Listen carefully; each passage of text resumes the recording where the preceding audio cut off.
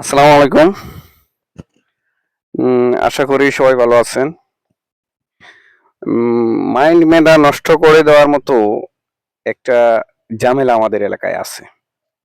Normally এইসব এলাকায়। হয়তো গোপালগঞ্জে এটা আরো অনেক বেশি। তো এটা আসলে বিষয়টা কি? ধরেন আমি কয়েকজনের কাছে এরকম পাইছি বিদায় এজন্য বলছি আরকি। যে বিষয়টা হলো এই মুরুব্বি মানুষ যারা প্রবীণ প্রজন্ম বেশিরভাগই এরকম। ওরা অনেকেই জানে। এই কিছুদিন আগে দেখলাম বিশ্বনাথের একজন লোক বা সিলেট উসমানীনগর এরিয়ার এরকম একজন মানুষ হয়তো।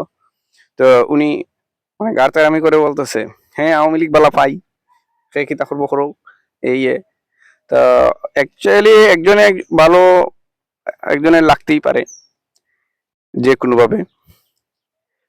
ওনার এইগুলা তো ওনার পরের প্রজন্মরা দেখছে, জিনিসগুলা অ্যানালাইসিস করতেছে যে সে হয়তো তার পরের প্রজন্ম মনে করবে আমার বাবা বা আমার দাদা জান প্রাণ দিয়ে আওয়ামী লীগ পছন্দ করছে, আজকে আওয়ামী লীগের কুকর্ম দেখে আমি আওয়ামী লীগকে ঘৃণা করে ফেলবো। জিনিসটা আমার কিছুটা আমার প্রজন্মকে পূর্ববর্তী প্রজন্মকে ঘৃণা করার মতো একটা পজিশন চলে আসে। তো এটা অ্যাকচুয়ালি মানে প্রজন্মকে মেধা নষ্ট করে দেওয়ার মতো একটা অবস্থান। অ্যাকচুয়ালি এভাবে করা ঠিক না। কারণ কি?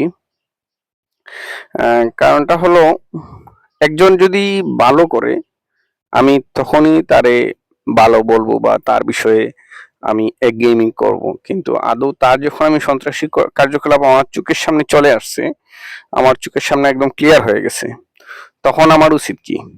যে এই তাকে আমার মন প্রাণ দিয়ে ঘৃণা করা, কারণ সে তো আর ওই পজিশনে নেই। সে আমার ভালোবাসা পাওয়ার মতো যোগ্যতা তখন সে হারাইছে। আর আমি যেহেতু আমাকে কয়েকজনে ফলো করে, সর্বোচ্চ ভালো রাস্তাটাই আমার অবলম্বন করা উচিত। তো ভালো বলতে আমার মেধায় সম্পূর্ণ ভালো বিবেচনায় যেটা আমি ওইটাকেই ভালোবাসবো। এটা অনেকে করে আমাদের এলাকার অনেকেই, যে এক একজন আছে এরকম, আওয়ামী লীগ যাই করে আমি আওয়ামী লীগকে ভালোবাসি, আমি আওয়ামী লীগকে দিব, আমি আওয়ামী লীগের ভক্ত। এই যে ব্রেন কিনে নেওয়ার একটা মানে একটা কি কুসংস্কারের মতো এটা বলা যায়। তার জন্য এটা হচ্ছে সে একঘেয়েমি করে করে বেড়ায়।